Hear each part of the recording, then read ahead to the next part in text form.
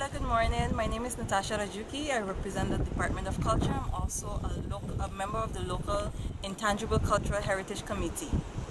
And we are beginning this field exercise to show how natural disaster has affected farming, agriculture, the fisheries, and also we want to talk about the prickly pear, which contributes to the blighting.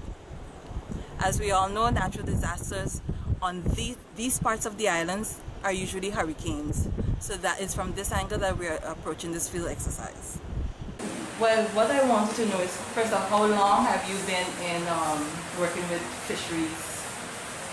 Well, I must say, over 50 years, I could say 50 years or so, maybe a bit more. If I started in the 20s. Okay, wow. I'm 70s now, high So, wow, yeah. Okay. So how have you had to deal with the hurricanes with regards to fishing? Well, when the hurricane season, before time, years ago, sometimes we tried to bring the traps back on shore. And it's really got to be hard where to go pick up traps. We got 20 traps. We got to make so much of trips to bring them back. And so we just leave them outside and hope for the best. Sometimes we go back and find maybe the majority, but not very hard to search for them. And other times, well, but it's good here. What we really lost when the hurricanes started to hit us is the beach. Our beach in front is where we really catch fish, and all that are gone out of the sea, nothing but stone. But it was sand and sand alone in years gone by. Only from the late, it was the late 80s that we really, or the mid 80s, that we really started to lose everything with the stones. Trying to build the terminal pier. Okay. You know, because the terminal pier, they used to get damaged, like if we get a little hurricane pass, the terminal pier was getting damaged with the current taking the sand. And so it started to destroy some of the places. So after that they put certain boulders, what we call boulders, to stop the sand from washing. And it ruined we up here, now that we can't have beach. So therefore we didn't get so much of stone up here, but we know to have stone. We had sand. So from that, I can imagine it affects the fishing. Everything, it affected fishing really bad from the terminal. Send it to the terminal. But it can help another ways to other people in the island, because you have your children working, you have different families, so you can't say no sense of kick against the family. Good and bad. Because it's good and bad. I lose in 1 week, but some others will gain in the next. Maybe one of my family, maybe one of the family, otherwise to that. So the result will be contented. At least that's how I do it. And as you say, you're contented with everything. You try to be content in anything. Yeah, you can't change God. True. You can't change it, so you have to be. Okay. Thank you very much. No problem. Short, very short. Because it's just some time ago someone was asking me how long ago you have been doing agriculture on station, but I have been doing agriculture on station since 1970. I would say 79, 78, 79, you know, 80 something, yeah, because that's when Okay, so with all the flowers and the fruits and everything that you have, your vegetables and whatnot, how has, and you said you started here in the 70s, late 70s, early 80s. 30s. How has natural disasters affect you, and how you maneuver within the agriculture area? Well, truly speaking, my experience with natural disaster, this is something that you cannot run from, okay? I had an experience here on Center Station. As I tell you, I'm open now to agriculture, more agriculture. So if you are in more agriculture, when disaster comes, you lose. You lose a lot of things. You cannot go in the field and just take up a papaya tree and hide it and go and plant it the next day. You can't take a banana tree and no, you just leave them out there. But you have to protect yourself. Because these things, after the hurricane, they leave a root. They might mash up the leaves, Yeah, you have to get prepared for it. Like you have spinach. Oh yeah, you lose that. Don't even hand you on this. Okras, you will lose them. I tell you, you lose them. I had so much loss in the last hurricane, Maria and what? And Irma. Irma. Oh my goodness. I go think I'm a Christian and realize that, hey, it's no use of even complaining. And who you complain to? Because, as I tell you, this is something natural. But on the other hand, I realized that it was not I alone. There were others too. And with animals, husbandry, and agriculture, and I just say to myself, well, if this is the way that agriculture is, I'll still go on. I'll still go on, because it's not what you lose should break you down. It's what you build up. So I'm able to build myself back up again, as you can see, and I'm able to feed people around me and give them a part of my experience. And you give them, you cannot take everything home. So many papayas were on the ground. I mean, I got a big loss.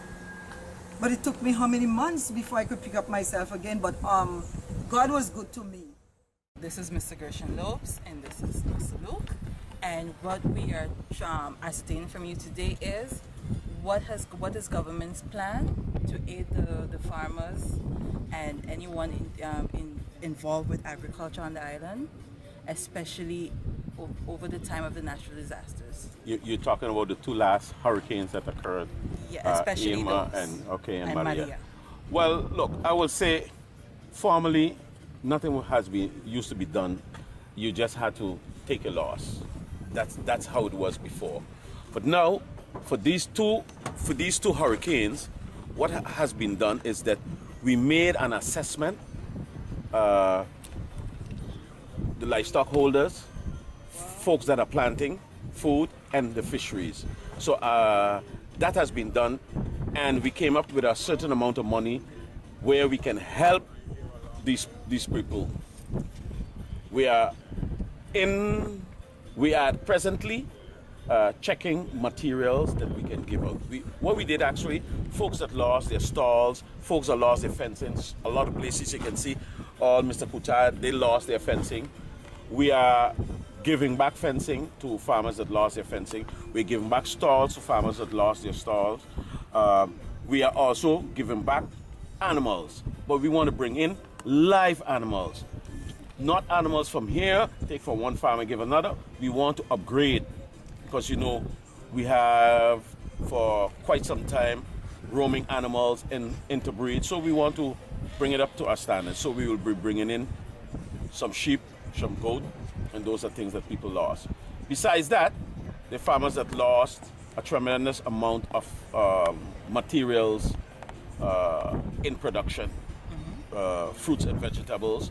So we will try to get seeds for them. We will try to get the trees back that they lost. But besides that, we are now busy with a reforestation plan, and this plan is to replant the island with local trees. What will come in good is that we have Luke here now on the island, and Luke is busy checking the areas for erosion, checking in the ground underneath, and there is a plan for fighting erosion. My name is, my full name is George Devon Coutard, but here I only use Devon Coutard. Okay. And how long have you been raising animals and whatnot? Well, you could say over 15 years. Yeah, over 15 years. What got you into it? Well, actually, the animals will belong to my aunt, and she couldn't manage no more, and she turned them over to me. But I never did wrong animals. My father was a farmer, but in the rural. He do a lot of grafting, and when he come back here, he do some grafting, but just in the yard, and then he died.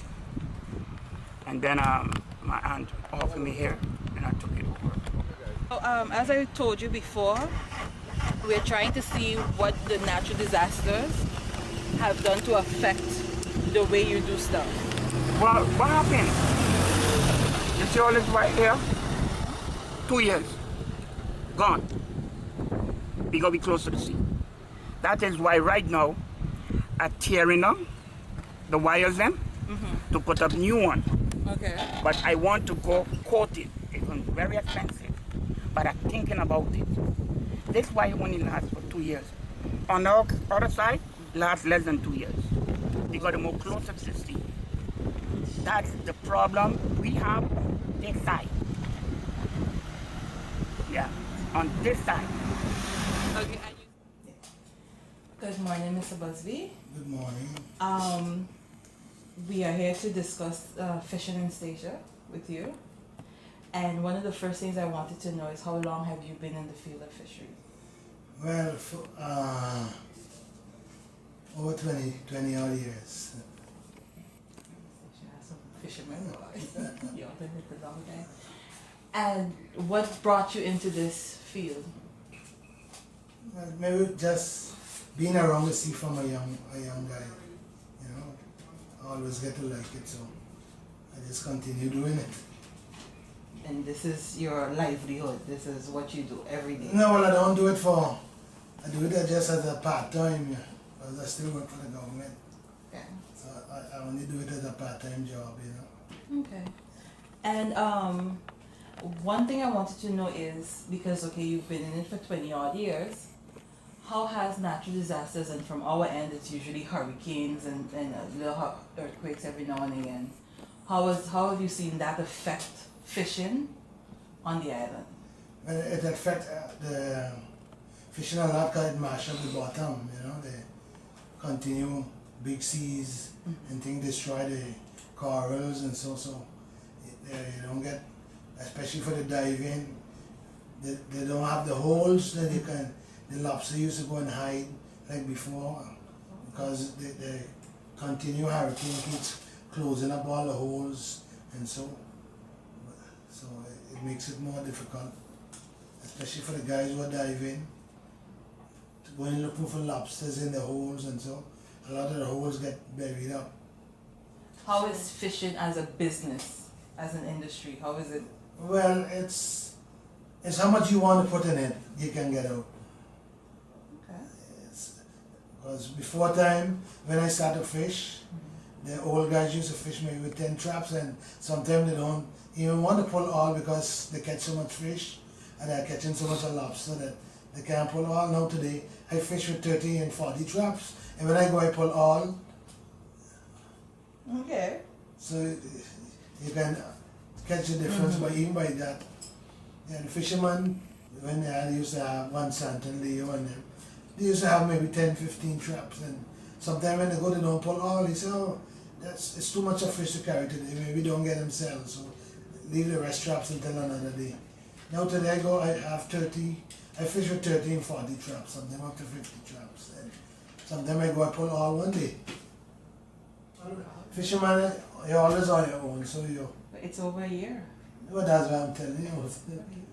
Nothing has been done to help the fishermen to know what they lost or what, you know, if it can be a help to give you back something because it was a disaster. Because in other places they get back because it was something different the way you expect otherwise, and it's very difficult when you put up your traps in a hurricane. Sometimes you put them so far that to take them back home, it's much tougher than taking them out. Because now the hurricane dig up the ground and whatnot, do we have the same variety of fish from way back when, or is just? Honestly, station no more fish. Fish is done. It's done. I wouldn't make trap to go catch fish because they ain't gonna. Understand? So just lobster. Outside the lobsters, I ain't gonna make no trap. Honestly, I ain't gonna make none. Maybe one or two to catch some fish, you know what. To set pot for fish, to make a living, I can't make it. It's finished, I can tell you that. And I do that over 50 years. So I know. So how far off station will we have to go in order to find fish? Saber Bank. Yeah, that's on this way right now to make. You can't go out there today. Like, Fisher tell me went out yesterday. He and a man fish all in the catch 6. 6 fish. My father was the first Paul Cotto, and he had me in the only arms hunting Saturday morning, keeping going. And we just continue. I just continue it. I bring the police them warm it like a woman which is pregnant. Because when the dog and muzzle them up, all the kids them jumping in the belly. All that bring the police them to see. It wasn't make no difference. And I wasn't getting much out of them because the dog was taking the better part of them. And I ain't telling you not 2 and 3, you know. I talking about like 50, 60 animals dead. Serious thing. That thing there break down on more than 40 of them. That thing there, half of it break down on more than 40 of them. Or everything dead. You even couldn't smell them because they come down, cover everything.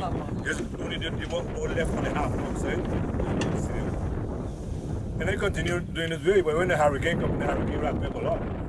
But all this went, all of this thing went up in the back of the man place up there. Knocked down heat, not on my fence, not on heat fence, went up in northern heat fence, and went all in the back, all the way up in the back. I cut a road there to go to them because I had a savage and they had no other choice. Yeah, I had a savage all this thing because this room in here, that had more than that one got water inside of it. The animals don't want to go in, but I can't leave them out because the dogs are mashing them up. So that way I make it this way because it was just at that height. But now I make it this way, the whole complete in because the dog don't get inside. And that's how I get to manage. Okay, I get it done. Mr. Does Porter Jr. pass on the information to the younger one? Yes, that is my objective actually.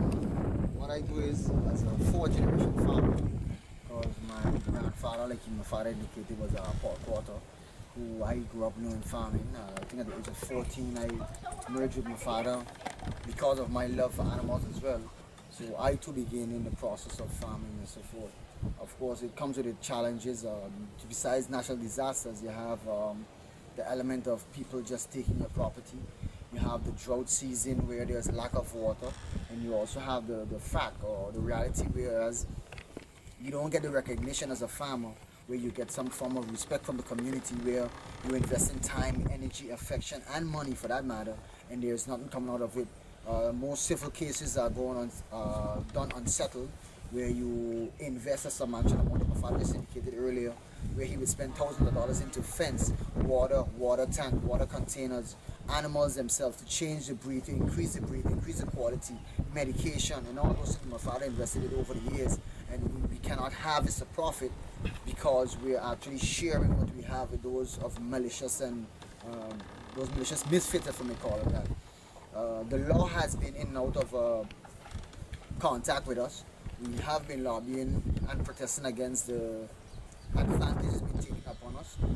Often we would have the disguise where we say the national disasters like hurricane and so forth take the animals, but I think the thieving, the stealing of animals is what has become a more threatening barrier for us in terms of prosperity.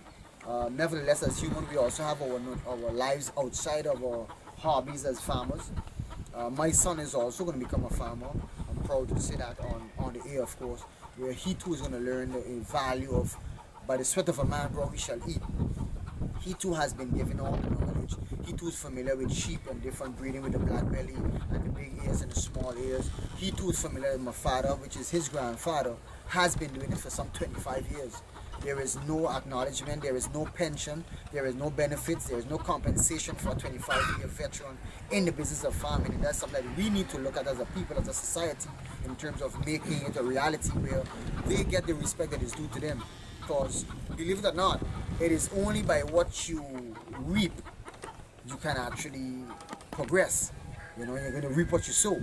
So believe it or not, even with the farm, like he said, early July, before his vacation, he laid out a whole platform where he invested in seeds and planted those seeds. Regretfully, nothing harvest from that because of the drought. And we are now wondering as farmers, now with myself as a 3rd-generation farmer, and my son is a 4th-generation farmer, and I'm hoping that my son's son carry on the tradition, because that's how my father's legacy lives on within me and on to my son.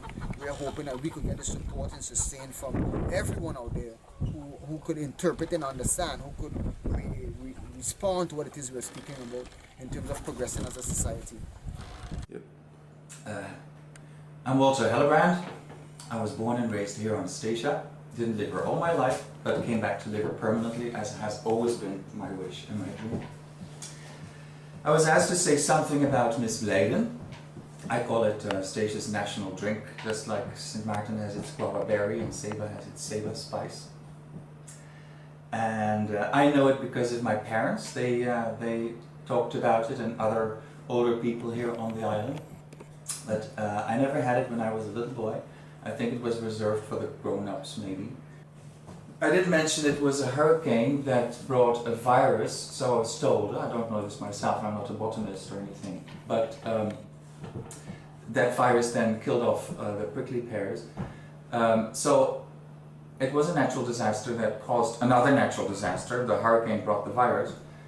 But and I think, like I said, it was one of those hurricanes around 1990, and a similar thing happened on Saba too.